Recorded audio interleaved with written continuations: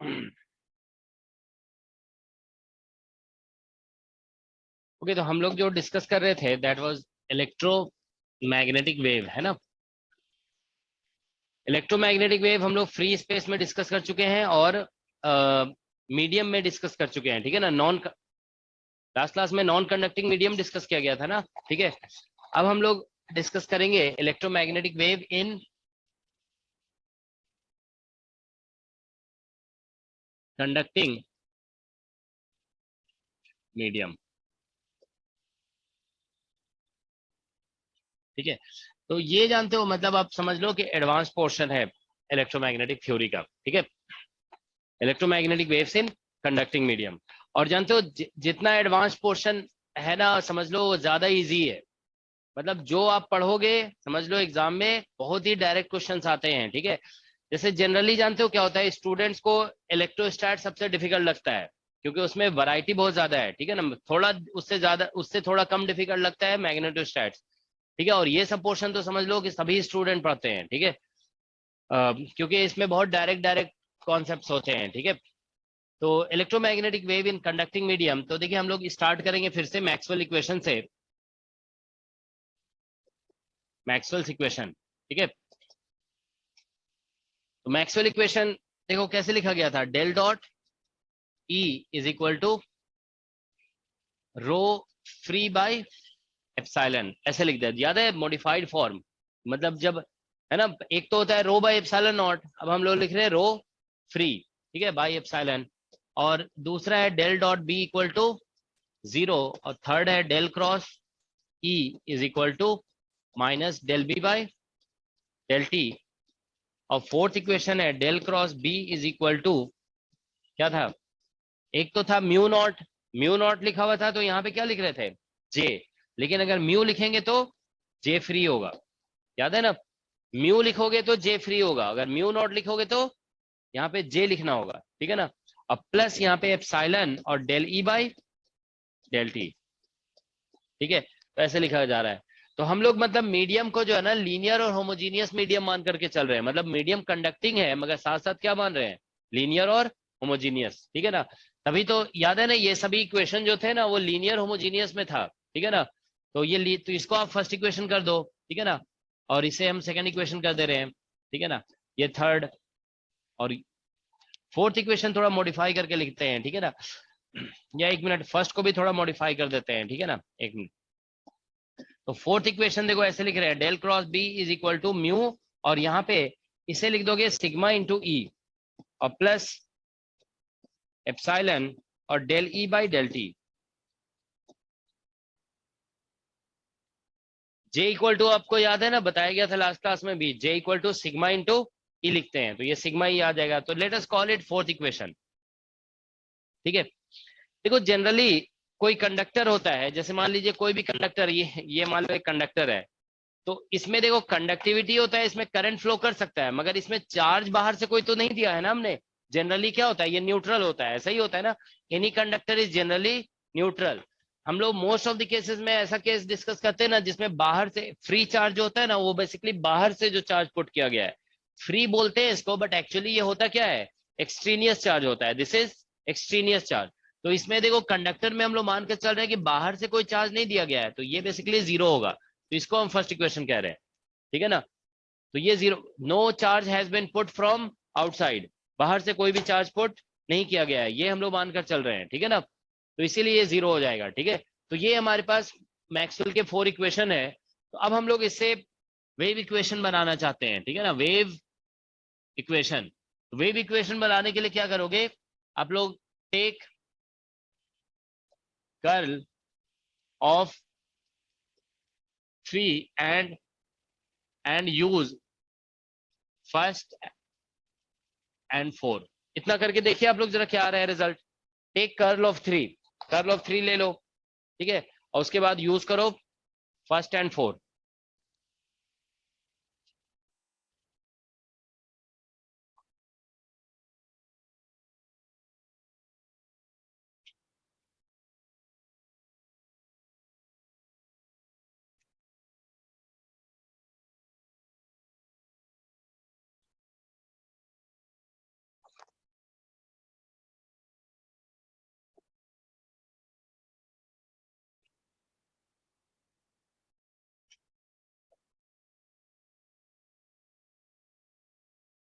ठीक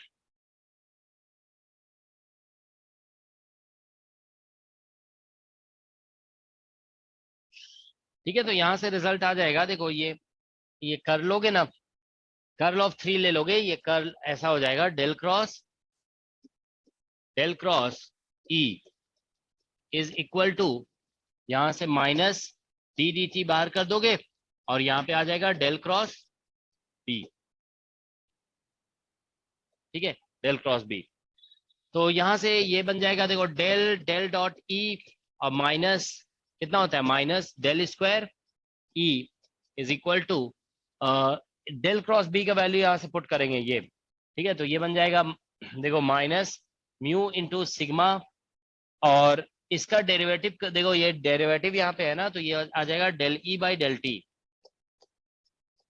ठीक है, और यहां से माइनस म्यू इंटू एप्साइलन और D two E by D T square. ठीक है, ये रिजल्ट आ रहा है। तो ये डेल डॉट ई जीरो हो जाएगा फर्स्ट इक्वेशन से, देखो डेल डॉट ई जीरो है, तो यहां से आ जाएगा result del square E is equal to mu sigma, और यहां से del E by del T और प्लस म्यू एप्साइलन और D two E by D T square. तो इसी को बोलते हैं wave equation in conducting medium. ठीक है, तो सिमिलरली इतना आया सभी का, देखो अभी सिमिलरली अगर हम लोग,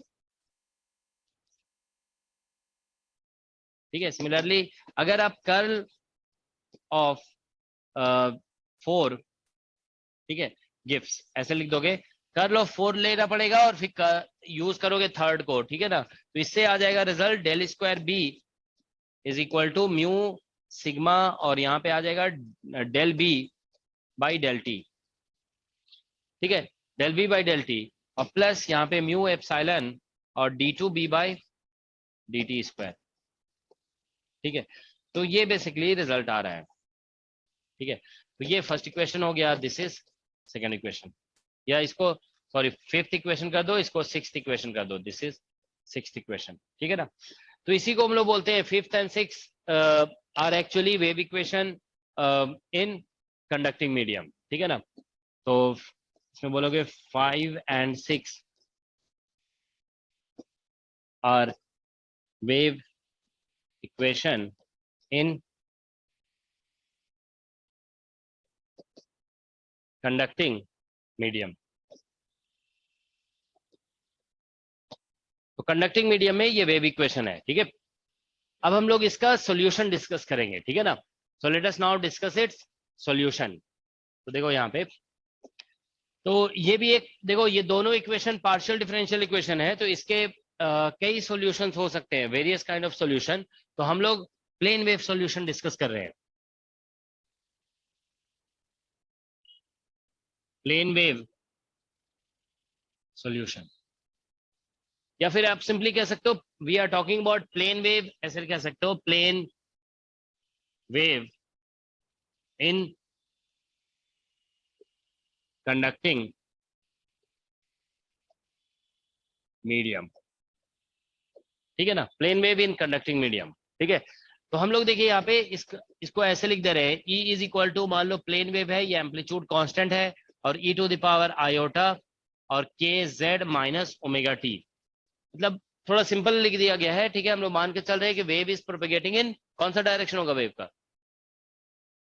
प्लस जेड हो जाएगा, है ना, यहाँ पे जेड आ रहा है, तो wave is propagating in plus Z direction. ठीक है ना, तो इस तरह से लिखेंगे। तो plane wave in conducting medium हम लोग डिस्कस कर रहे हैं। ठीक है ना, तो wave is propagating in Z direction. Alright, ठीक है, तो देखो इसमें क्या होगा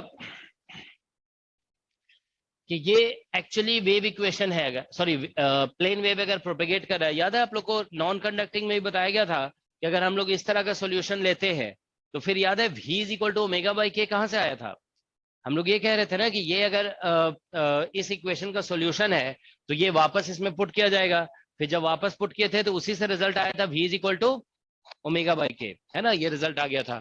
तो यहाँ पे देखो क्या होगा कि ये इसका सॉल्यूशन है, तो इसको वापस इसमें पुट करेंगे, पुट इनटू 5 में पुट करके देखिए जरा क्या आ रहा है क्विकली।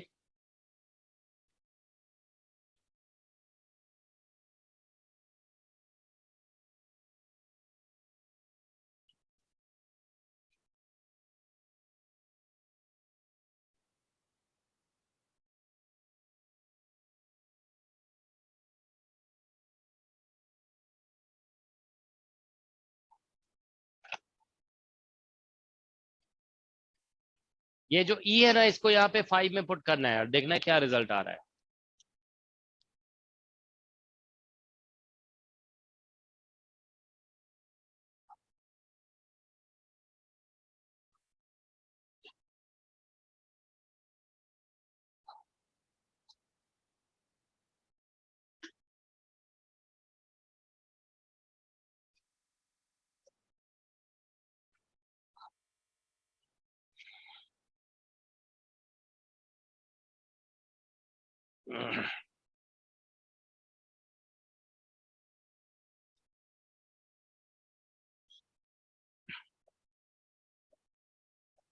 कितना आ रहा है? पहले तो देखो इसको पुट करोगे यहाँ पे, 2 बार डिफरेंशिएशन होगा तो आयोटा के 2 बार बाहर निकलेगा, तो इससे क्या आ जाएगा, -k²। देखो एक्सपोनेंशियल तो सभी में आएगा ना, इसमें भी आएगा, इसमें भी आएगा, इसमें भी आएगा, तो एक्सपोनेंशियल तो सभी से कैंसिल हो जाएगा। ठीक है, तो हम लोग यहाँ पे ऐसे लिख देंगे इज इक्वल टू, यहाँ पे क्या आ जाएगा, इसको आप टाइम से डिफरेंशिएट कर रहे हो तो -i/ओमेगा और म्यू सिग्मा। ठीक है, और इधर आ जाएगा फिर माइनस, ठीक है, म्यू एप्सिलॉन और ओमेगा²। ठीक है, ऐसा रिजल्ट आ गया। तो इसमें माइनस साइन तो सभी से कैंसिल हो जाएगा, तो k² इक्वल टू आ गया, देखो आयोटा ओमेगा म्यू सिग्मा और प्लस म्यू एप्सिलॉन और ओमेगा²। ठीक है, दैट्स व्हाट वी गेट। तो ये रिजल्ट आ रहा है।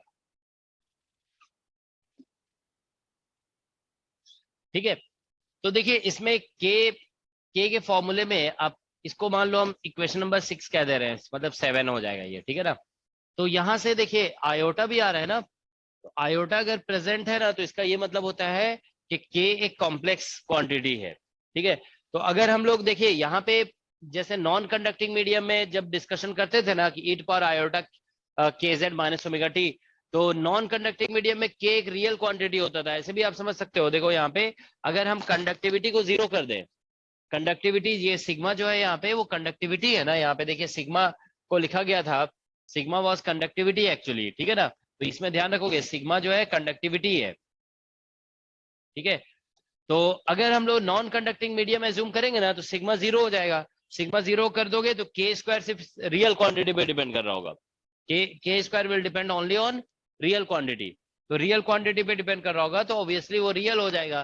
तो आप ये कह सकते हो प्लेन वेव जब प्रोपेगेट करता है ना नॉन कंडक्टिंग मीडियम में तो के रियल होता है, लेकिन अगर प्लेन वेव कंडक्टिंग मीडियम में ट्रेवल कर रहा है तो ये जो के है वो कैसा है, कॉम्प्लेक्स हो गया। ठीक है ना, तो आप ये कह सकते हो कि के इज कॉम्प्लेक्स। ठीक है, for plane wave in conducting medium.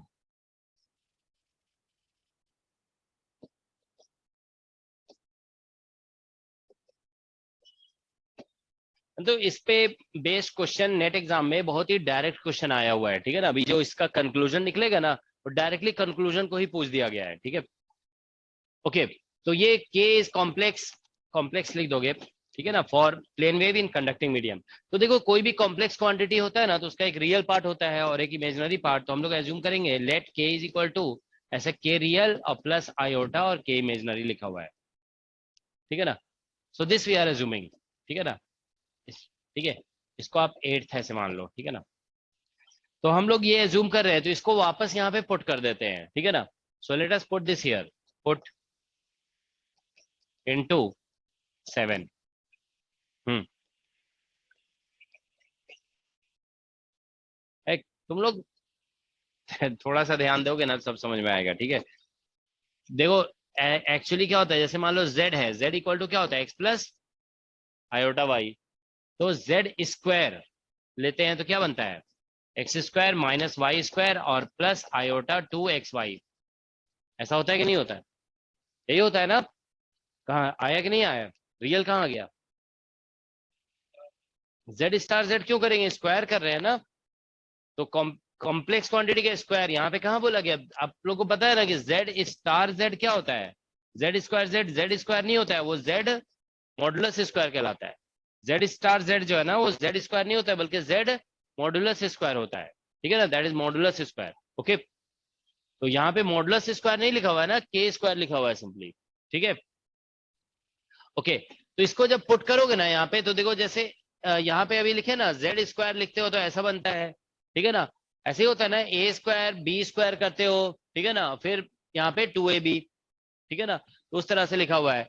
तो यहाँ पे देखिए जब हम लोग इसका स्क्वायर करेंगे ना, इसे वापस पुट करेंगे, तो यहाँ से क्या आएगा, के रियल स्क्वायर, और बी स्क्वायर से आ जाएगा आयोटा स्क्वायर से माइनस आ जाएगा के इमेजनरी का स्क्वायर, और प्लस आयोटा और 2 के रियल और इंटू के इमेजनरी इज इक्वल टू, इधर आ जाएगा आयोटा ओमेगा म्यू सिग्मा और प्लस म्यू एप्सिलॉन और ओमेगा स्क्वायर, ठीक है। ये रिजल्ट आ जाएगा, ठीक है ना। तो यहां से देखिए अब आप जानते हो ना, दो कॉम्प्लेक्स नंबर जब भी इक्वल लिखा हुआ है ना, तो उसका रियल पार्ट भी इक्वल होता है और इमेजिनरी पार्ट भी इक्वल होता है। तो यहां से लिखोगे equate real and imaginary parts, आप रियल और इमेजिनरी पार्ट्स को इक्वेट कर देंगे। तो रियल और इमेजिनरी पार्ट्स इक्वेट करोगे तो ये आ जाएगा k real square minus k imaginary square is equal to, यहाँ से देखिए रियल पार्ट इसका ये है और इसका रियल पार्ट ये है, तो यहाँ पे म्यू एप्सिलॉन और इंटू ओमेगा ये है, ठीक है ना। और के इमेजिनरी पार्ट इक्वेट करोगे तो 2 टाइम्स के रियल और इंटू के इमेजिनरी इज इक्वल टू, इस साइड है ओमेगा म्यू और सिग्मा, ठीक है। तो इन दोनों को देखिए यहाँ पे हम लोग यहाँ पे लेट लिखे हुए है ना, लेट के इक्वल टू दिस मच है, तो इसमें लेट मतलब माना जब जा रहा है ना, तो इसमें दो अननोन है, ये के आर और के इमेजनरी अननोन है भी, ठीक है ना। तो हम लोग जब देखो यहाँ पे दो अननोन है, के रियल और के इमेजनरी, और अब हमारे पास के रियल और के इमेजनरी में दो इक्वेशन भी है, तो इसको जब सॉल्व करेंगे ना तो ये निकल जाएगा, solve above two equations, above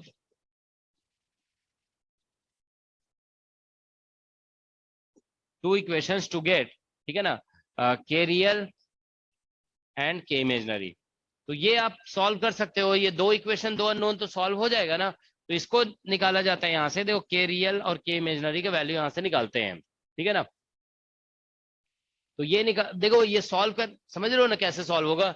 अब इसमें से एक वैल्यू निकाल लोगे, जैसे के इमेजनरी निकाल लिया, तो ये आ जाएगा म्यू ओमेगा म्यू सिग्मा और डिवाइडेड बाय 2 के रियल। अब के इमेजनरी की वैल्यू आप पुट करेंगे, फिर ये क्वाड्रेटिक इक्वेशन वगैरह बनेगा, ठीक है ना, तो वहां से आंसर आ जाएगा, ठीक है ना। तो ये सॉल्व करोगे ना तो फिर रिजल्ट आएगा। तो ये रिजल्ट जानते हो जो अभी हम लिखने जा रहे हैं ना, ये इंपॉर्टेंट रिजल्ट है, इसको आप लोग को मतलब मेमोराइज करना पड़ेगा, क्योंकि जानते हो कंडक्टिंग मीडियम का जो डिस्कशन होता है ना, उसमें कई बार ये रिजल्ट यूज होता है। और एक बार जानते हो टीएफआर के एग्जाम में ये रिजल्ट को ही डायरेक्ट पूछा हुआ था, ठीक है ना। इस रिजल्ट को डायरेक्टली पूछ दिया गया था, मतलब ऐसे लिखा गया कि मैक्स मतलब उसमें क्वेश्चन जानते हो क्या था, कि अगर हम मैक्सवेल इक्वेशन को कंडक्टिंग मीडियम में लिखते हैं और उसका प्लेन वेव सॉल्यूशन एज्यूम करते हैं, तो के कॉम्प्लेक्स आ जाता है, उसमें बोला गया था के बिकम्स कॉम्प्लेक्स, तो उसका रियल पार्ट और इमेजिनरी पार्ट क्या होगा, ऐसा क्वेश्चन था, ठीक है ना। तो डायरेक्टली देखो वहां पे जो रियल पार्ट इमेजिनरी पार्ट हम लोग निकाल रहे हैं ना, क्योंकि देखो बहुत ज्यादा भी हम लोग कैलकुलेशन किए नहीं है। देखो इसमें कोई स्टेप स्किप किया गया है क्या आपको, अभी अभी तक तो नहीं लगा ना कि कोई स्टेप स्किप किया गया, कोई भी स्टेप स्किप नहीं हुआ है, तो ये बहुत बड़ा कोई कैलकुलेशन नहीं है, ठीक है ना। अभी इसको सॉल्व करना थोड़ा सा मतलब बहुत डिफिकल्ट नहीं है, आप करके देख सकते हो, ठीक है। तो इससे के रियल जो है ना इतना निकलता है, देखो ओमेगा, ठीक है ना, you will get something omega और फिर root under mu epsilon by 2 आ जाता है, और फिर यहाँ पे root under 1 plus sigma by epsilon omega इसका होल स्क्वायर और +1 का पावर 1/2 ऐसा आता है, यू गेट दिस, ठीक है ना। और के इमेजनरी निकालोगे ना, के इमेजनरी, तो ये आएगा omega root under mu epsilon by 2 और root under 1 plus sigma by epsilon omega इसका होल स्क्वायर, और यहाँ पे -1 आएगा।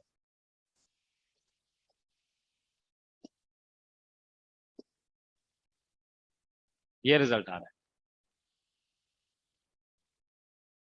ठीक है। तो देखो यहाँ पे बस स्टेप स्किप किया गया है, ये दो अननोन दो इक्वेशन है ना, तो इसको सॉल्व करेंगे तो ये रिजल्ट आ जाता है, ठीक है ना। तो ये जानते हो मतलब दिस वाज, ये दोनों रिजल्ट इसमें से ये रिजल्ट दिस वाज आस्क्ड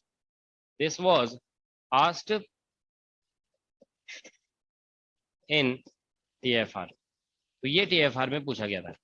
अब जानते हो दूसरी बात क्या है कि आगे जो भी डिस्कशन होगा ना उसमें इसकी बार बार जरूरत पड़ती है, ठीक है ना। जैसे मान लो आगे स्किन डेप्थ वगैरह बताया जाएगा, ठीक है ना, तो उसमें जानते हो इस फॉर्मूले को यूज करके, क्योंकि जानते हो इतने सारे फॉर्मूले होते हैं ना, जैसे अभी अब हमें बोलोगे ना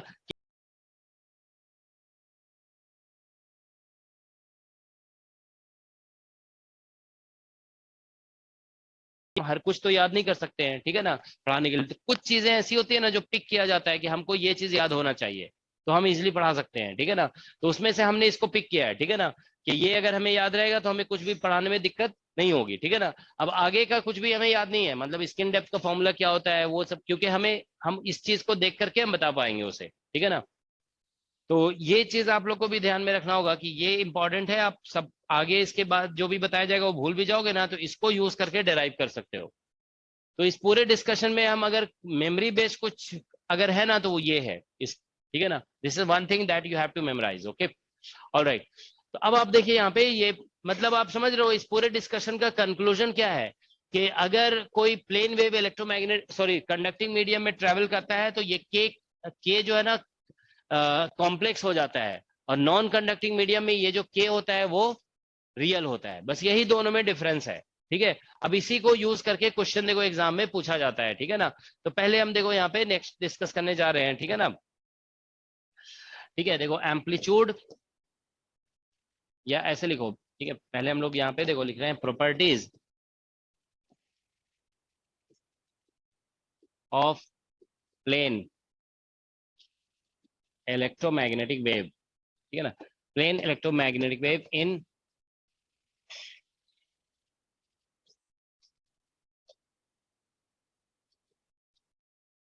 कंडक्टिंग मीडियम।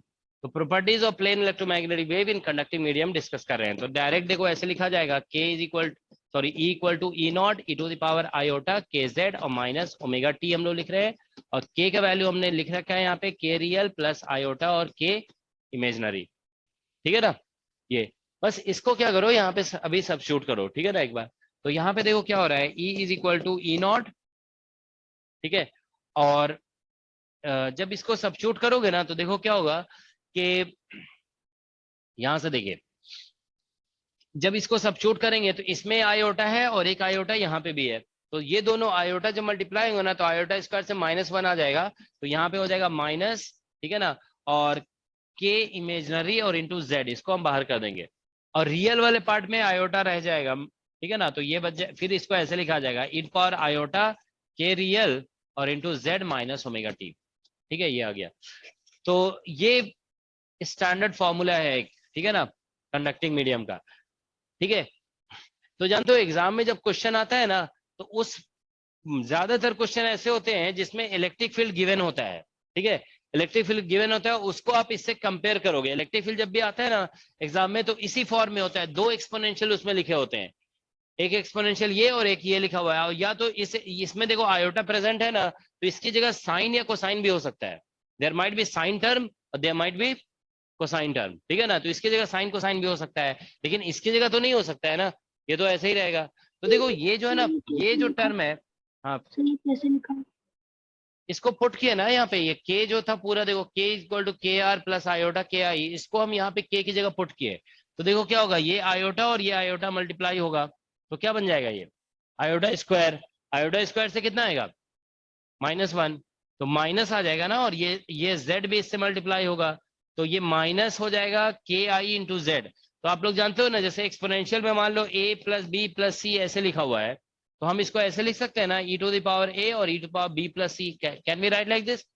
ऐसा होता है ना, पावर पावर टर्म अलग अलग लिखे जा सकते हैं ना, तो इसमें अगर a प्लस बी प्लस सी ऐसे लिखा हुआ है तो इसको ऐसे लिख सकते हैं कि नहीं लिख सकते हैं। तो वही किया गया यहाँ पे, देखो जब हम इसको पुट करेंगे ना यहाँ पे, तो एक्चुअली क्या होगा, देखो इसमें दो टर्म है तो दो टर्म इसमें आया, और यहाँ से दो टर्म आएगा और यहाँ से एक टर्म आएगा, तो टोटल कितने टर्म हो जाएंगे, 3 टर्म।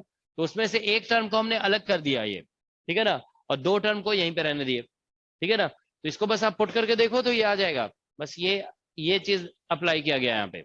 ऑलराइट, तो यहाँ से देखो क्या होगा कि ये जो है ना basically E equal to,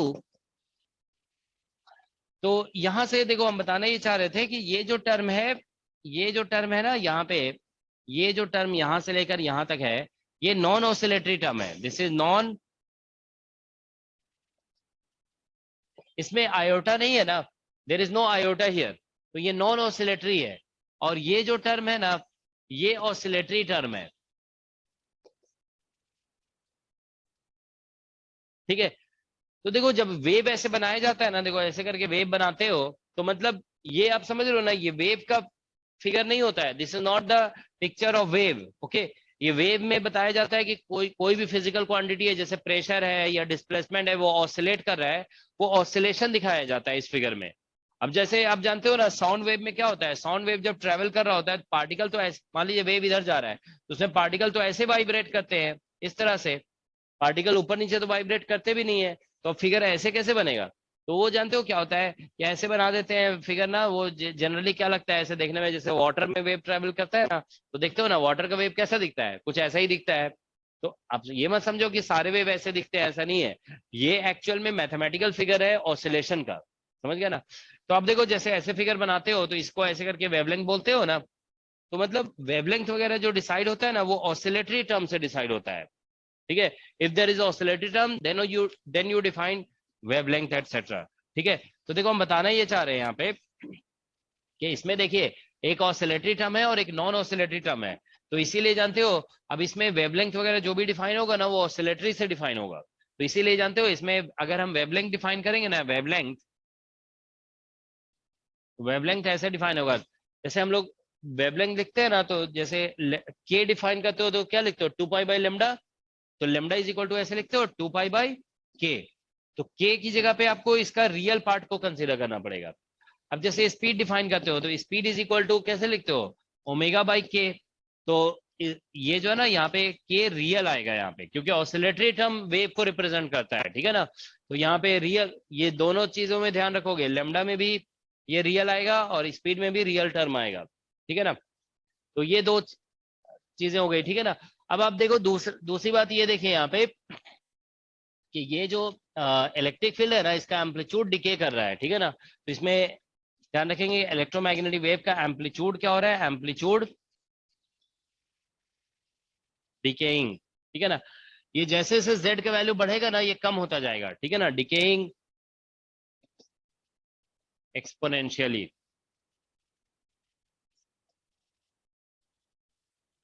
in conductor. तो एम्पलीट्यूड ऑफ वेव जो है ना वो एक्सपोनेंशियली डिके कर रहा है इन कंडक्टर, ठीक है ना।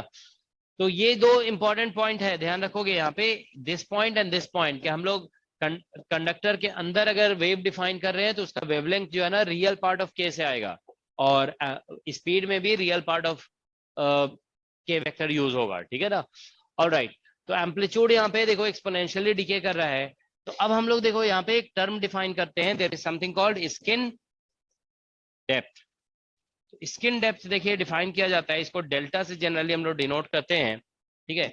It is the distance inside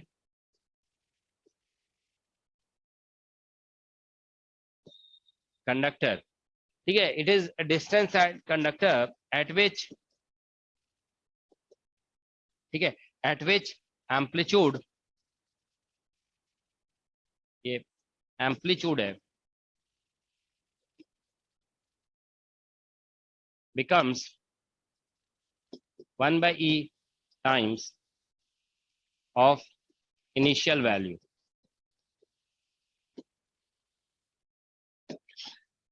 तो देखिए यहाँ पे अगर हम z को 0 पुट करते हैं तो एम्पलीट्यूड कितना आ रहा है, ई नॉट। अब आप बताइए कितने डिस्टेंस के बाद amplitude E naught by small E हो जाएगा, 1/e टाइम्स, कितने डिस्टेंस के बाद होगा। हाँ, z की जगह लिखेंगे 1/k/i, तो के 1/ki लिखो, के आई कैंसिल होगा यहाँ पे, तो इसीलिए स्किन डेप्थ जो है ना यहाँ पे 1/ki होता है। तो ये स्किन डेप्थ का डेफिनेशन है, that is the definition of skin depth, ठीक है ना। तो अभी फॉर द टाइम बिंग इतना ही लिख रहे हैं, फिर अलग से हम लोग कुछ केसेस डिस्कस करेंगे, ठीक है ना। अब यहाँ पे देखो इंटेंसिटी लिखने जा रहे हैं, इंटेंसिटी ऑफ वेव, ठीक है ना। तो इंटेंसिटी देखो लिखेंगे, तो इंटेंसिटी आप सभी जानते हो ना, पहले प्लेन वेव का इंटेंसिटी कैसे बताया गया था, याद है आप लोग को, 1/2 क्या था फॉर्मूला,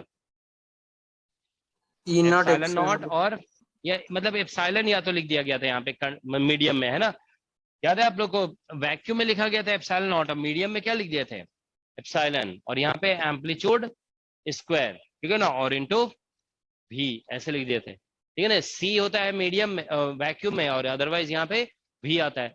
तो अब देखो यहाँ पे जो है ना, ये याद है, इसको हम लोग ऐसे भी लिख रहे थे कुछ केसेस में, इसको हम लोग ऐसे लिखे थे एम्पलीट्यूड स्क्वायर, एम्पलीट्यूड स्क्वायर ऐसे लिख दिए थे, याद है ना। तो देखो यहाँ पे एम्पलीट्यूड टर्म जो है ना, ये नॉन ऑसिलेटरी टर्म जो है ना, उसको एम्पलीट्यूड बोला जाता है, तो इस पूरे टर्म को लिखना पड़ेगा। तो देखो पहले जब हम लोग प्लेन वेव डिस्कस करते थे ना, तो ये वाला टर्म प्रेजेंट नहीं होता था, this term use to be absent, है ना। अब ये टर्म बस प्रेजेंट है यहाँ पे, ठीक है ना। तो जानते हो क्या होगा, बाकी सब कुछ सेम है, तो इसीलिए सब कुछ वैसे ही आएगा, एम्पलीट्यूड स्क्वायर में बस इस चीज को इंक्लूड करना पड़ेगा। तो इसीलिए इसमें इंटेंसिटी जो आएगा ना, देखो वो ऐसा बनेगा, basically intensity will be equal to 1/2, ठीक है ना, epsilon into E naught square और इंटू वी और ई to the power minus 2KI और इंटू जेड, ऐसे लिखना पड़ेगा, 2KI इंटू जेड, ठीक है ना। समझ में आया सभी को, ये टर्म भी आ जाएगा ना उसमें, तो इसका स्क्वायर करोगे तो KIZ यहाँ पे है, तो उससे 2KIZ आ जाएगा। यानी इसको आप ऐसे लिख सकते हो, I इक्वल टू, मान लो ये सारे टर्म को हम I नॉट लिख देते हैं, तो I नॉट और into minus 2KI into Z, ठीक है। तो देखो एक बार नेट एग्जाम में जानते हो क्वेश्चन ऐसा आया कि एक एक इंस्ट्रूमेंट है, देखो क्वेश्चन इस तरह से बोला गया कि एक इंस्ट्रूमेंट है, उसको हम किसी, आप समझ रहे हो ना, आई नॉट क्या है यहाँ पे, आई नॉट, इस पूरे टर्म को हम क्या लिख दे रहे हैं, we are writing this whole term as I naught, इसको आई नॉट पुट कर दोगे तो ये आ जाएगा। तो मतलब z इक्वल टू 0 पे इंटेंसिटी कितनी है, आई नॉट, उसके बाद इंटेंसिटी डिक्रीज कर रहा है कंटिन्यूअसली, ठीक है ना। किसके अंदर, मतलब ये इंटेंसिटी क्यों डिक्रीज कर रहा है, बिकॉज देयर इज कंडक्टर। अब इंटेंसिटी जानते हो डिक्रीज क्यों करता है, क्योंकि कंडक्टर के अंदर इलेक्ट्रॉन्स हैं। तो जानते हो क्या है, इलेक्ट्रोमैग्नेटिक वेव जब कंडक्टर में जाता है ना, तो वो इलेक्ट्रॉन, जो इलेक्ट्रोमैग्नेटिक वेव की जो एनर्जी है, वो इलेक्ट्रॉन के काइनेटिक एनर्जी में कन्वर्ट होने लगता है, समझ रहे हो ना। Energy of electromagnetic wave starts getting converted into kinetic energy of electron, ठीक है ना। इसीलिए नॉन कंडक्टिंग में कन्वर्ट नहीं होता, मतलब डिक्रीज नहीं करता है ना इंटेंसिटी, क्योंकि नॉन कंडक्टर में इलेक्ट्रॉन जो है ना, वो एनर्जी को एब्जॉर्ब नहीं करता है। तो ये इंटेंसिटी जो डिक्रीज कर रहा है ना, इसीलिए कंडक्टिंग मीडियम को लॉसी मीडियम भी बोलते हैं। याद है एक क्वेश्चन हम लोग प्रीवियस क्लास में कर रहे थे, उसमें क्या लिखा हुआ था, लॉसलेस डायलेक्ट्रिक, ऐसे लिखा था ना। तो इसीलिए मतलब यहाँ पे, ठीक है, ड्यू टू, देखो due to loss in intensity of electromagnetic wave, a conducting medium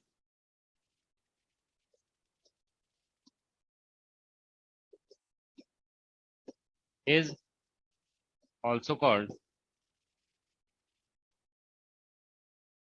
lossy medium, मतलब लॉस हो रहा है यहाँ, लॉसलेस डायलेक्ट्रिक इसीलिए बोलते हैं। लॉसलेस डायलेक्ट्रिक अगर कभी बोला गया ना, या लॉसलेस मीडियम, तो वो समझ लो नॉन कंडक्टर हो जाएगा। Is that okay?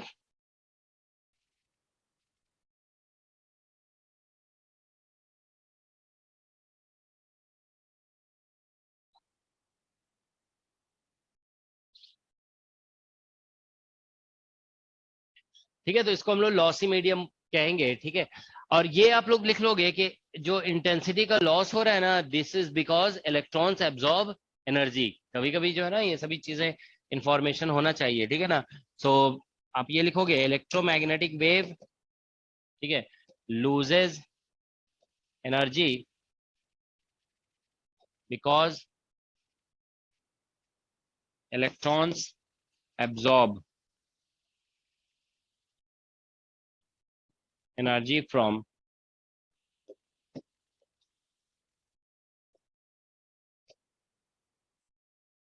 The wave, ठीक है ना। वेव से इलेक्ट्रॉन एनर्जी एब्जॉर्ब कर रहे हैं, फ्री, ठीक है ना, फ्री इलेक्ट्रॉन कह सकते हो, फ्री इलेक्ट्रॉन, ठीक है ना। फ्री इलेक्ट्रॉन जो है ना, कंडक्टर में फ्री इलेक्ट्रॉन होते हैं ना, नॉन कंडक्टर में इलेक्ट्रॉन एब्जॉर्ब नहीं कर पाते हैं energy, because electrons are not free to move, ठीक है ना। तो ये मेन रीजन है इसका, ठीक है। ऑलराइट, सो इंटेंसिटी इस तरह से डिक्रीज कर रहा है।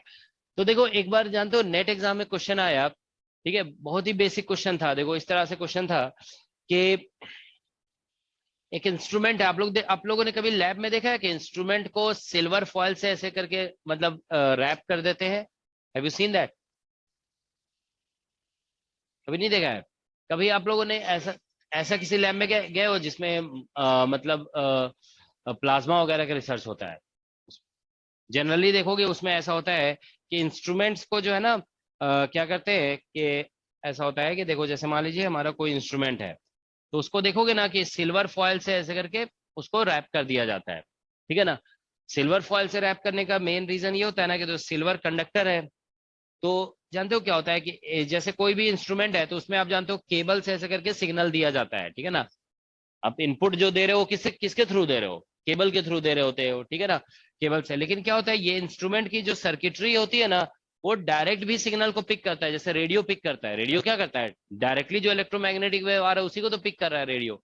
तो उसी तरह से ये डायरेक्ट भी पिक कर लेता है सिग्नल, ठीक है ना। तो इसीलिए उसमें जानते हो क्या है कि मतलब जिसे हम लोग ठीक है एरर बोलते हैं, या फिर कह सकते हो अनवांटेड जो सिग्नल्स होते हैं, ठीक है, उसके के लिए कुछ एक वर्ड यूज होता है, इम्प्यूरियस, है ना, इम्प्यूरियस सिग्नल जिसे बोलते हैं शायद, है ना।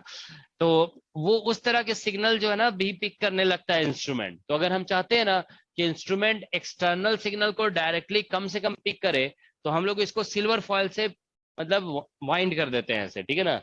तो इससे क्या होता है, सिल्वर एक कंडक्टर है, तो वो इलेक्ट्रोमैग्नेटिक वेव को डैम्प कर देता है। मतलब देख रहे हो ना, कंडक्टर में जाने पे इंटेंसिटी क्या हो रही है उसकी, कम हो रही है।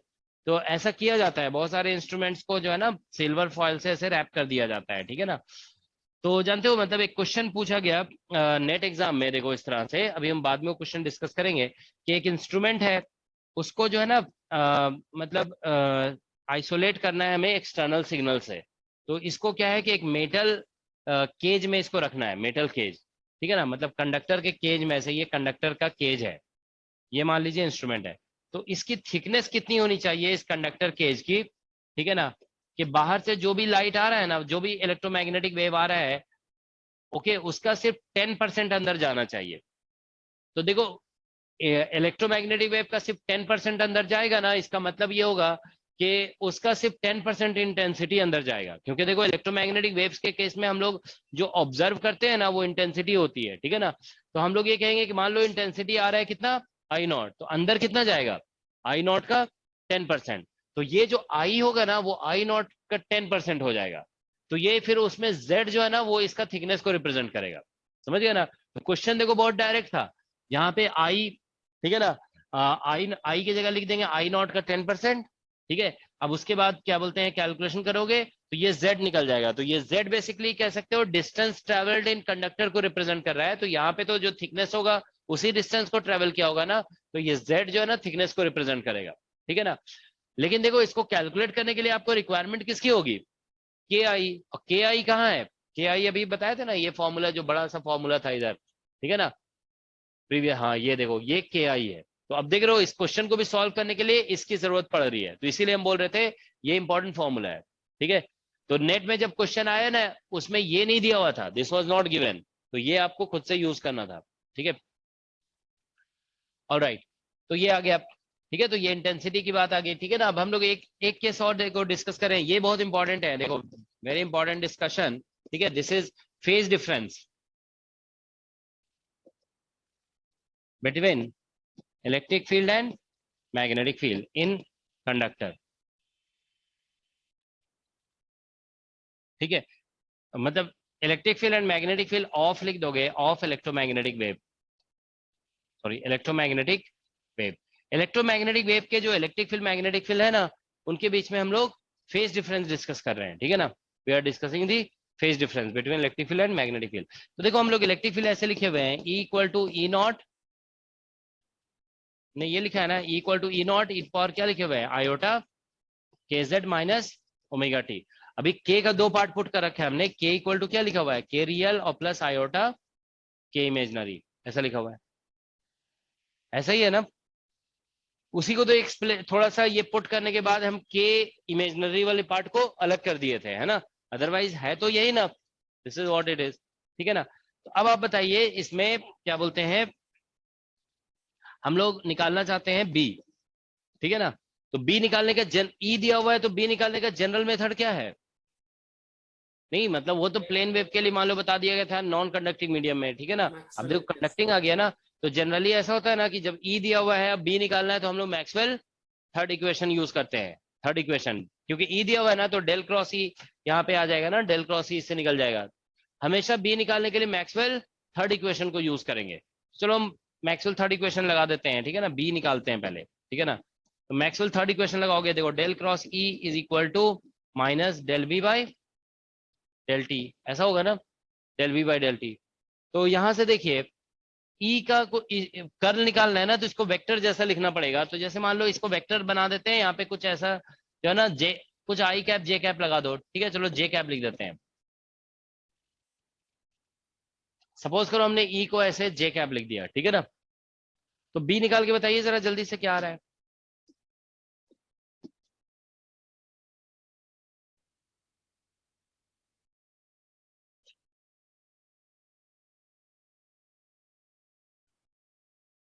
तो क्विक कैलकुलेशन करोगे।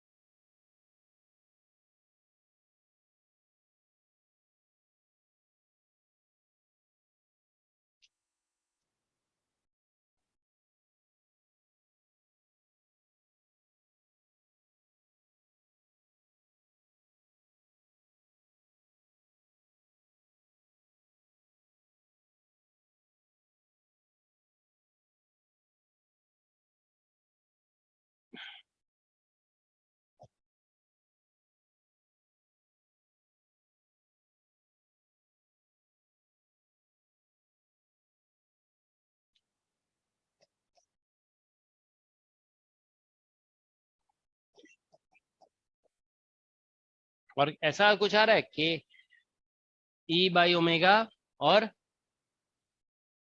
नहीं, ई टू पावर आयोटा ओमेगा के साथ मल्टीप्लाई करके वही तो ई बन जाएगा, समझ गया ना, ये ई बन जाएगा। और क्या आ रहा है, मैग्नीट्यूड चलो लिख देते हैं, ठीक है ना। और क्या आ रहा है,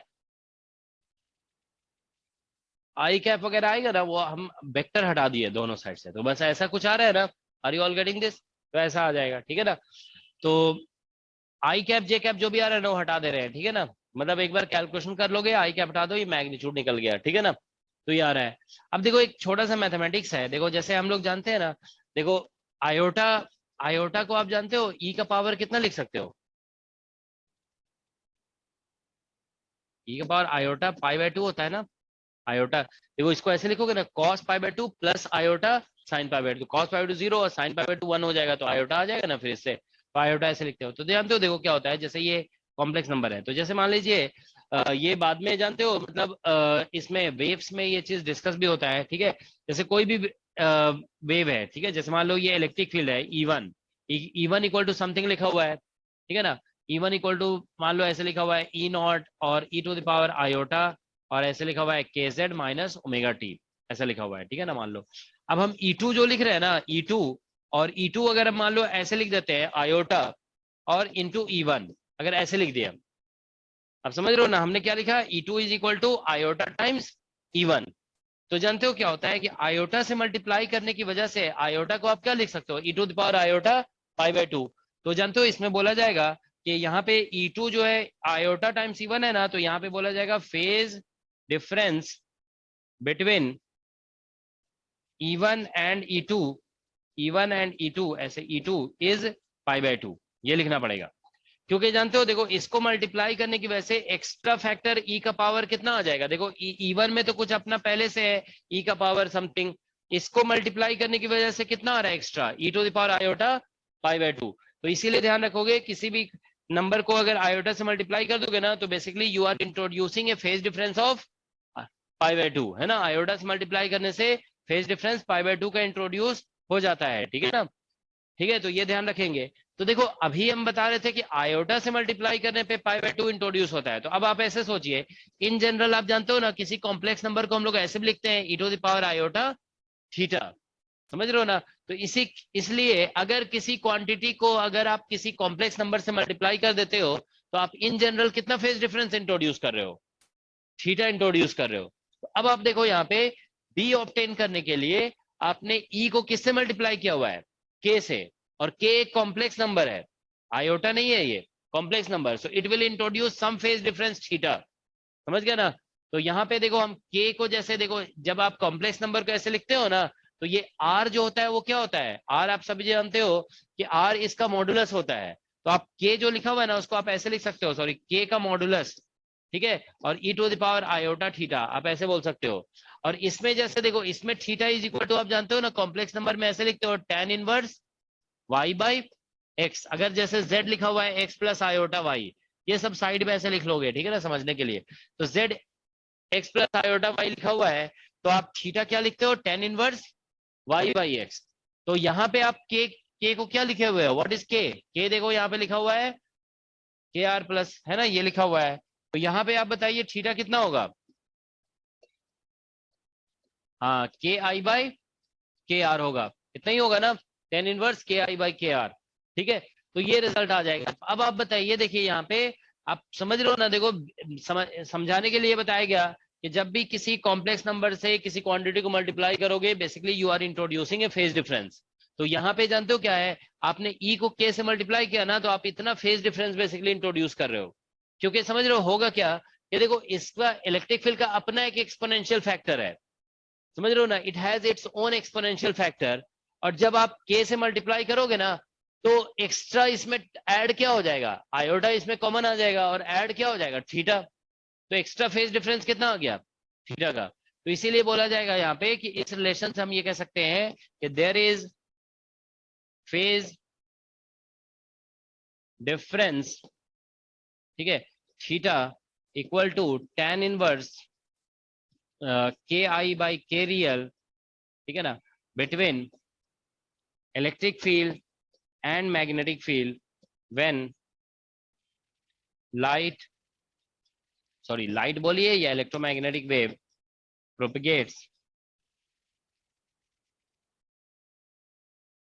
in conductor, ठीक है। तो जब भी किसी कंडक्टर में इलेक्ट्रोमैग्नेटिक वेव प्रोपेगेट कर रहा है ना, तो ये फेज डिफरेंस इतना जरूर होता है उनके बीच में, tan inverse k i by k real, okay. तो ये जानते हो बहुत इंपॉर्टेंट इंफॉर्मेशन है, एग्जाम में जो क्वेश्चन आता है ना, उसमें जानते हो डायरेक्टली ये दोनों दिया हुआ होता है। नेट एग्जाम में ऐसा क्वेश्चन आया हुआ है, के आई दिया हुआ है, के रियल दिया हुआ है, इन दोनों को यूज करके हम लोग डायरेक्टली निकाल सकते हैं, ठीक है ना, फेज डिफरेंस। तो देखो कैसे क्वेश्चन का फॉर्मेट क्या होता है, देखो हम बता दे रहे हैं। उसमें जानते हो क्या होता है, क्वेश्चन में ये चीज दिया हुआ रहता है, इस तरह से इलेक्ट्रिक फील्ड इस फॉर्म में दिया हुआ रहता है। तो देखो जिसमें आयोटा नहीं है वो इमेजनरी पार्ट ऑफ के हो जाएगा, और जिसमें आयोटा है वो क्या हो जाएगा, रियल पार्ट ऑफ के, ठीक है। तो इसको देखकर जानते हो आप इमेजनरी पार्ट और रियल पार्ट निकाल लोगे, फिर आप ये निकाल लिए तो फिर फेज डिफरेंस भी निकल जाएगा, tan inverse k i by के आर। तो ऐसा ही क्वेश्चन आया हुआ है एग्जाम में, बस देख करके आपको फेज डिफरेंस निकालना होता है, ठीक है।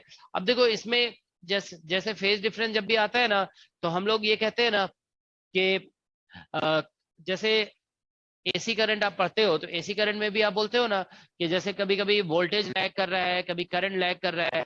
तो इसमें भी हम लोग इस तरह से बात करते हैं कि इलेक्ट्रिक फील्ड या मैग्नेटिक फील्ड लैग या लीड करेगा, ठीक है ना। तो इलेक्ट्रोमैग्नेटिक फेनोमेना में जानते हो हमेशा ये बोला जाता है कि इलेक्ट्रिक फील्ड लीड करता है, ठीक है ना।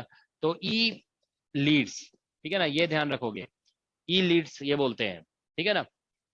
इलेक्ट्रोमैग्नेटिक फेनोमेना में ई लीड्स इसलिए बोला जाता है ना, देखो मैथमेटिकली आपको कुछ दूसरा कंक्लूजन भी मिल सकता है, बट ई लीड्स इसलिए बोला जाता है ना कि कोई भी इलेक्ट्रोमैग्नेटिक फेनोमेना जो है ना, मैग्नेटिक फील्ड से स्टार्ट नहीं भी हो सकता है, मगर इलेक्ट्रिक फील्ड से जरूर स्टार्ट होता है, ठीक है।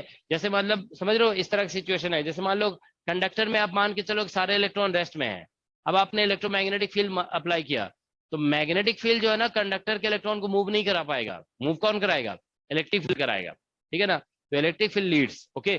तो ये ध्यान रखोगे, इसमें जब फेज डिफरेंस की बात कर रहे हैं ना, तो हम बोलेंगे ई लीड्स, ओके। तो इलेक्ट्रिक फील्ड लीड कर रहा होगा, ओके, ठीक है।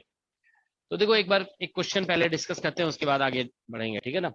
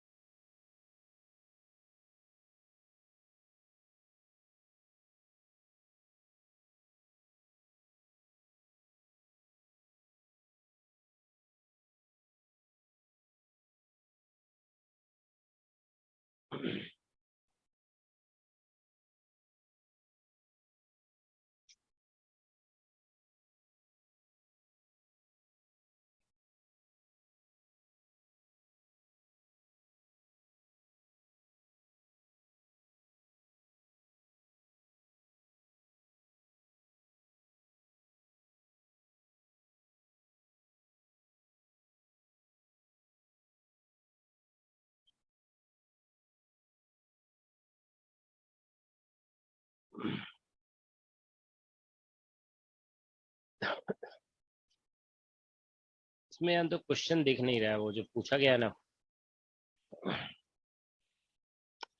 चलो हम क्वेश्चन देते हैं, ठीक है ना।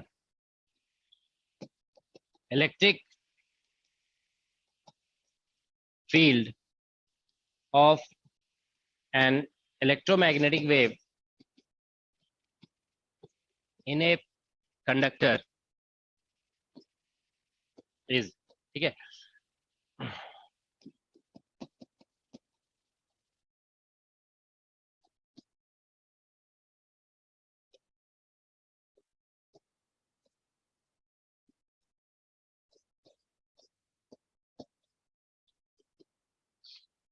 ठीक है, ये दिया हुआ है।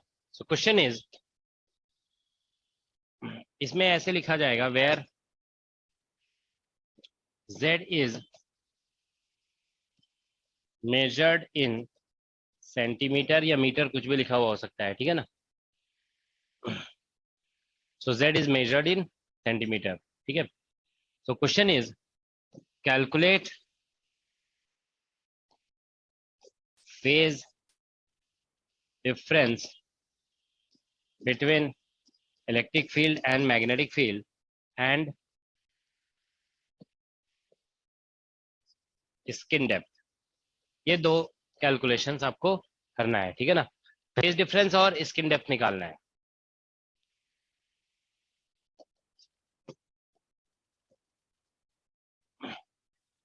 फेज डिफरेंस तो बहुत डायरेक्ट निकल जाएगा, है ना।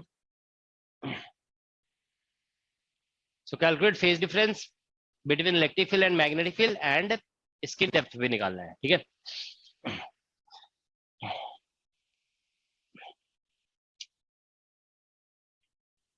कितना आ रहा है फेज डिफरेंस?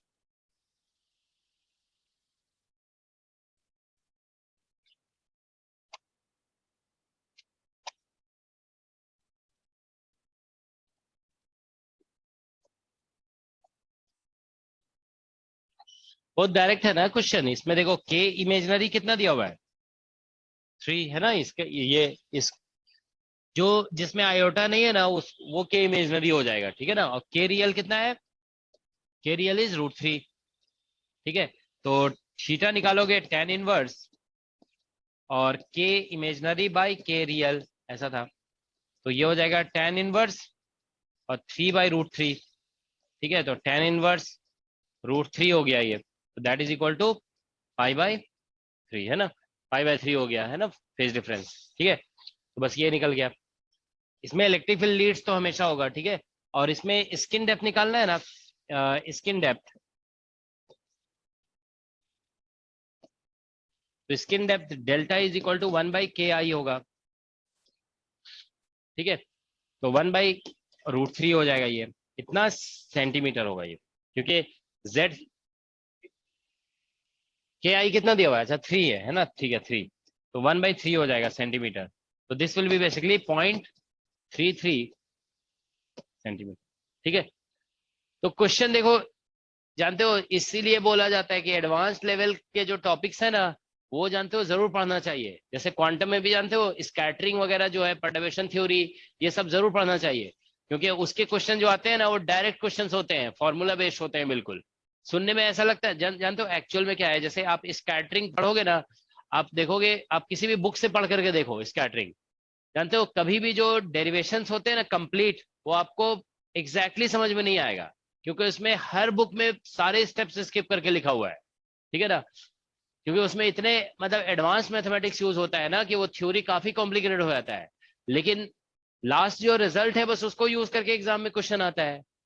तो प्रॉब्लम जो एग्जाम में आ रहा है ना, उसके पॉइंट ऑफ व्यू से स्कैटरिंग वगैरह क्वांटम का बहुत आसान टॉपिक है, लेकिन थ्योरेटिकली टफ टॉपिक है वो। अब इसको भी देखो, अगर अब पूरा जो डिस्कशन कराया गया वो डिस्कशन इतना स्ट्रेट फॉरवर्ड नहीं है, ठीक है, लेकिन अब ये आप जानते हो, और इसको यूज करके एग्जाम के क्वेश्चन सॉल्व करना क्या है, ये तो बहुत ही आसान है। ठीक है ना, तो ऐसे ही क्वेश्चन आते हैं। ठीक है, और राइट, तो अब हम लोग देखो जस्ट क्विकली जो है ना, स्किन डेप्थ, ठीक है, for good and bad conductors. कभी कभी जानते हो एग्जाम में ऐसे क्वेश्चंस आ जाते हैं कि गुड कंडक्टर का स्किन डेप्थ बताइए और बैड कंडक्टर का। ठीक है, तो हम लोग क्या करेंगे, देखिए स्किन डेप्थ हम लोगों ने डिस्कस किया ना कि डेल्टा इज इक्वल टू कितना होता है, 1/KI। और के आई जो हमने लिखा है, देखो के आई फॉर्मूला क्या था, अभी अभी बताया था ना, ओमेगा, और ऐसा था ना root under mu epsilon by 2। ठीक है, और फिर इधर था root under 1 plus sigma by epsilon omega, इसका होल स्क्वायर, और +1 पावर 1/2। ऐसा ही है ना, this is what we have. तो ये, अच्छा के आई है, हाँ के आई है तो माइनस वन। माइनस। ठीक है, के आई में माइनस है। ठीक है, तो देखो इसमें जो है ना गुड कंडक्टर, जब हम लोग लिखते हैं ना गुड कंडक्टर, तो उसमें कंडक्टिविटी जनरली हाई होती है, कंडक्टिविटी इज हाई, तो इसीलिए सिग्मा बाई एप्सिलॉन ओमेगा जो है ना, ये मच मच ग्रेटर देन 1 हो जाता है। गुड कंडक्टर में sigma by epsilon omega much greater than 1 होता है। ठीक है ना, ऑल राइट। तो यहां से देखिए, ये मच ग्रेटर देन 1 होगा तो जानते हो क्या करते हैं कि इसके कंपैरिजन में ये दोनों 1 को नेग्लेक्ट कर देते हैं, इस 1 को भी नेग्लेक्ट करते हैं और इस 1 को भी नेग्लेक्ट करते हैं, दोनों को नेग्लेक्ट किया जाता है। तो फिर देखिए के आई कितना आ रहा है, खुद से देखो लिख करके कितना आ रहा है। ये जो 1 है ना, ये दोनों 1 को नेग्लेक्ट करना है। ठीक है, ध्यान रखोगे यहाँ भी रूट है और इसका पावर भी 1/2 है। ठीक है ना,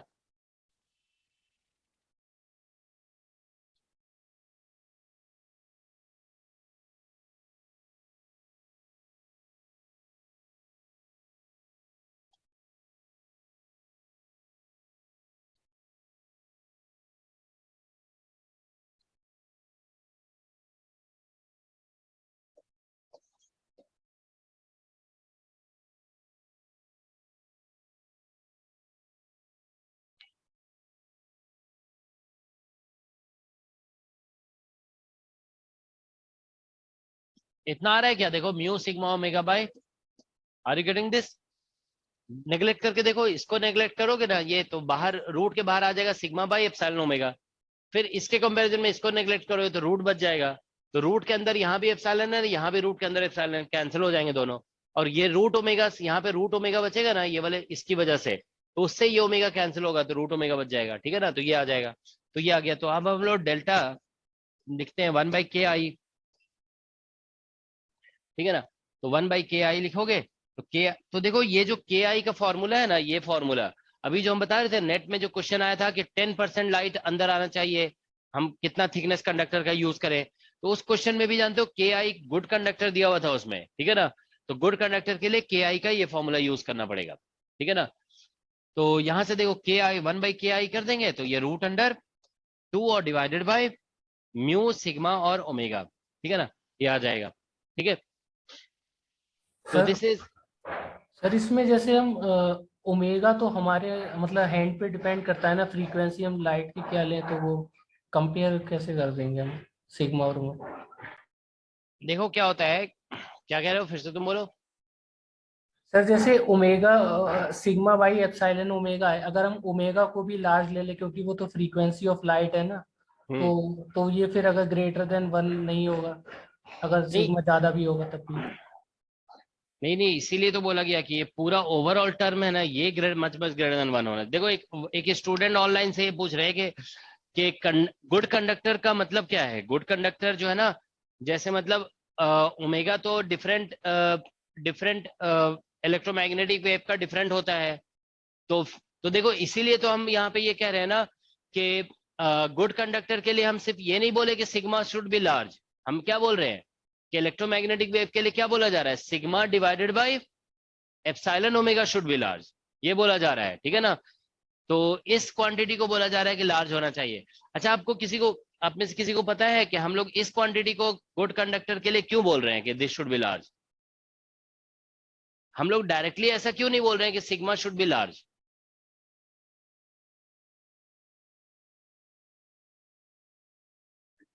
ठीक है, ऐसा भी तो कह सकते थे कि sigma should be large for good conductor.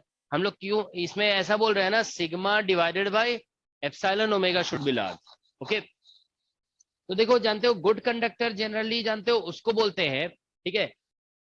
अभी हम बता देते हैं अलग से, ठीक है ना। देखो थोड़ा सा डाइवर्जन हो जाएगा नहीं तो, ठीक है। इसमें जानते हो एक्चुअली क्या होता है कि जब किसी इलेक्ट्रोमैग्नेटिक वेव के अंदर सॉरी किसी कंडक्टर के अंदर इलेक्ट्रोमैग्नेटिक वेव जा रहा है ना, तो कंडक्टर गुड है या नॉट गुड है, वो डिसाइड होता है कि उसमें करंट कितना जनरेट हो रहा है। अब देखो करंट भी जनरेट हो रहा है तो उसको कंपेयर किससे करोगे, समझ रहे हो ना। करंट हम देखो जैसे करंट कम हो रहा है या ज्यादा हो रहा है वो हम कैसे बोलेंगे, तो फिर उसको कंपेयर करते हैं डिस्प्लेसमेंट करंट से। तो ये जो रेशियो आता है ना, अभी हम देखो शो करके दिखा देंगे, ये जो सिग्मा बाई एप्सिलॉन ओमेगा है ना, ये बेसिकली किसी कंडक्टर के अंदर बेसिकली एवरेज वैल्यू ऑफ, ठीक है ना, कह सकते हो डिस्प्लेसमेंट करंट, ठीक है ना, सॉरी इलेक्ट्रॉनिक करंट और डिस्प्लेसमेंट करंट का ये रेशियो है। It is the ratio of amplitude कह सकते हो, it is the ratio of amplitude of electronic current and displacement current. तो देखो किसी कंडक्टर में अगर करंट ज्यादा जनरेट हो रहा है तो आप बोलोगे गुड कंडक्टर है, और करंट अगर कम जनरेट हो रहा है तो उसको क्या बोलेंगे, बैड कंडक्टर है। और वो कम या ज्यादा हो रहा है वो हम कैसे कंपेयर करेंगे, उसको कंपेयर करेंगे डिस्प्लेसमेंट करंट से। तो ये एग्जैक्टली exactly जानते हो डिस्प्लेसमेंट सॉरी इलेक्ट्रॉनिक करंट और डिस्प्लेसमेंट करंट का ये रेशियो है। अभी देखो हम चेक करके दिखा देंगे, ठीक है ना। तो उस बेसिस पे बताया जा रहा है गुड कंडक्टर। तो गुड कंडक्टर में ध्यान रखोगे कि electronic current is much greater than the displacement current, alright, ठीक है। तो ये आ गया। अब हम लोग देखो बैड कंडक्टर लेते हैं, तो बैड कंडक्टर, तो बैड कंडक्टर में सिग्मा बाई एप्सिलॉन ओमेगा जो होगा ना, ये much much less than one लिया जाता है, ठीक है ना। मतलब आप ये कह सकते हो कि इसमें इलेक्ट्रॉनिक करंट कम होता है, ठीक है ना, electronic current will be less, ठीक है। ठीक है, तो यहां से देखिए बैड कंडक्टर में ऐसे लिख दोगे sigma by epsilon omega is much much less than one, alright. तो हम लोग देखिए यहाँ पे, अब एक बार देखो थोड़ा सा मैथमेटिक्स है, के आई, अब आप बताओगे के आई कितना होगा, लेकिन देखो हम पहले ही बता देते हैं। देखो आप लोग ये जानते हो ना कि जैसे अभी के आई आपको देखने में क्या लग रहा है, नॉन जीरो। तो अप्रोक्सीमेशन के बाद भी हम नॉन जीरो आंसर चाहते हैं, जीरो मत बताओगे, ठीक है ना। अब ऐसा नहीं है कि देखो सिग्मा बाय एप्सिलॉन ओमेगा है तो हम इसको ये वन से बहुत छोटा है तो हम इसको नेग्लेक्ट कर दें, इसको नेग्लेक्ट करोगे तो क्या होगा, यहाँ पे भी वन आ जाएगा, यहाँ पे भी one, one minus one zero हो जाएगा, तो जीरो बन जाएगा, ठीक है ना। तो हमको जीरो नहीं लिखना है, नॉन जीरो आंसर लाना है। बताइए जरा क्या आएगा, ए लिटिल मैथमेटिक्स। बाइनोमियल लगा दोगे, समझ रहे हो ना। यहाँ पे क्या करोगे, देखो ये जो है ना, यहाँ पे ये पावर कितना दिया हुआ है, वन बाई टू, ठीक है ना। तो बाइनोमियल लगाओगे कितना आ जाएगा, बाइनोमियल लगा के देखो सभी लोग।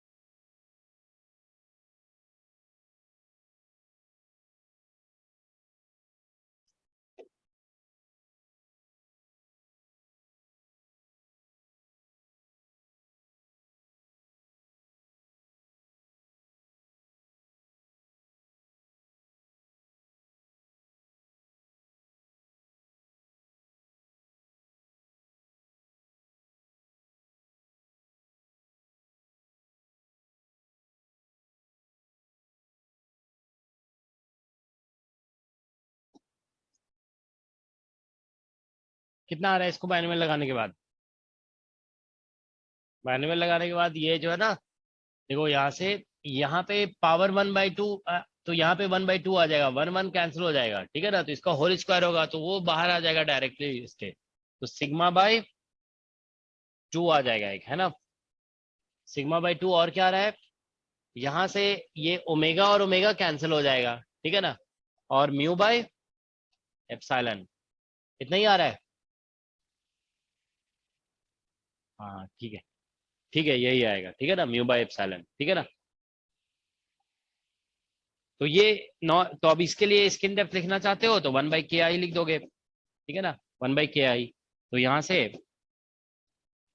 2/सिग्मा और root under epsilon by mu, ठीक है। तो ये रिजल्ट आ गया, ठीक है।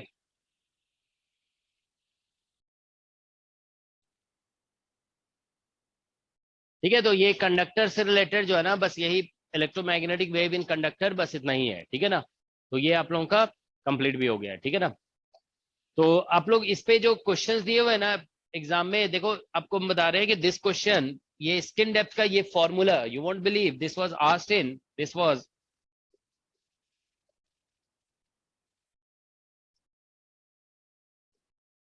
इन जेस्ट एग्जाम में, जानते हो डायरेक्टली ये फॉर्मूला ही पूछ दिया गया था, ठीक है भाई। हम कह रहे हैं ना इन सभी टॉपिक में, जानते हो जो आप पढ़ते हो ना थ्योरी में, वो भी बहुत कई बार पूछ दिया जाता है। ये फॉर्मूला पूछ दिया गया कि पुअर कंडक्टर के लिए स्किन डेप्थ क्या होता है, ठीक है। तो ये थ्योरेटिकल क्वेश्चन हो गया ना, थ्योरेटिकल रिजल्ट भी पूछ दिए जाते हैं, ठीक है। तो आप लोग असाइनमेंट में देखोगे जो क्वेश्चंस होंगे ना, बस डायरेक्ट डायरेक्ट क्वेश्चंस होते हैं, उसको आप लोग अटेम्प्ट कर लोगे, ठीक है। ऑलराइट, तो अभी हम स्टॉप कर रहे हैं, ठीक है ना। आज आप लोग को इन्फॉर्म किया गया था अभी? अच्छा नहीं बताया, अच्छा इसने बताया, ठीक है। तो आज जानते हो मतलब थोड़ा मुझे कुछ काम है, इसीलिए जो है ना अभी 1 आवर में हम स्टॉप कर रहे हैं। और अभी वो पार्टिकल फिजिक्स वाली क्लास नहीं होगी, ठीक है ना। कल हम सोच रहे हैं कि एक पार्टिकल फिजिक्स का 2 क्लास लगाकर खत्म कर दें उसे, है ना। वो 3 क्लास में मैक्स, 3 या 4 क्लास में खत्म हो जाता है वो, ठीक है ना। तो कल 2 क्लास लगा देते हैं पार्टिकल फिजिक्स का, ठीक है ना।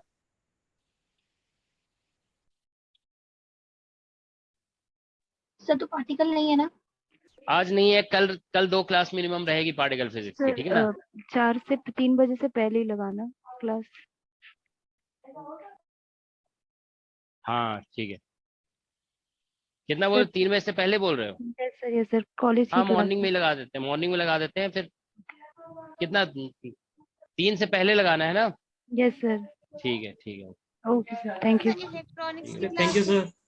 आज इलेक्ट्रॉनिक्स की क्लास है आप लोगों की? अच्छा नहीं मतलब नहीं आप लोगों की नहीं है, वो किसी और बैच की है।